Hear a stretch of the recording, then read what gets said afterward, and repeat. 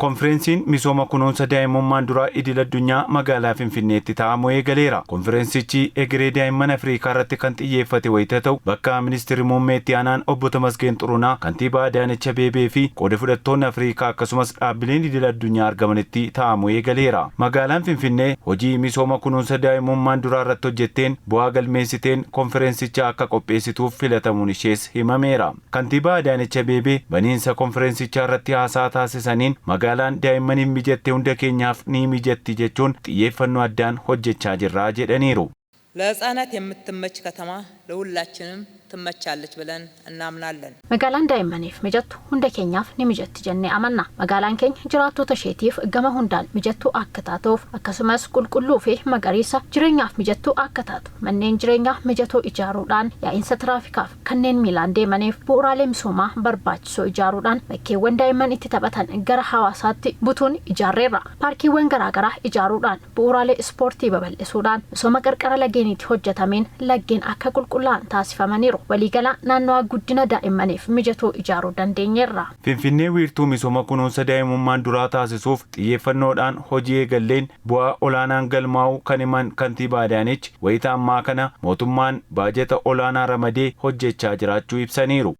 አዲስ አበባን ህፃናትን ለማሳደግ ምርጧ የአፍሪካ ከተማ እናደርጋታለን የሚል Finfinnee guddina daa'immaniif magaalaa filatamtuu Afrikaa ni taasisnaa jennee ashaaraa keenya lafa qabsiisuuf karoorsine daa'imman garaa haadhaa keessa osoo jiranii kaasee hanga waggaa 6tti kunuunsa addaa akka argataniif baajeta guddaa ramadnee hojjechaa jirra. Bu'uuruma kanaan bu'aa gaarii galmeessuun boqonnaa haaraa irra dhaqqabneerra. Daa'imman hanga waggaa 6tti kunuunsa barbaachisu yoo argatan egeree biyyaaf abdii ta'uu waan ta'eef xiyyeeffannoo akka argatan taasisneerra. Daa'imman miliyoona 1.3 kan umuriin isaanii waggaa 6 gadi ta'eef xiyyeeffannoon kennamee hojjetamaa jira kan jedhan Kantiibaa Adaanech ogeessota 5,000 ol ta'an ramaduudhaan manaa manatti maatii daa'immaniif gorsa akka kennan taasifneerra jedhaniiru.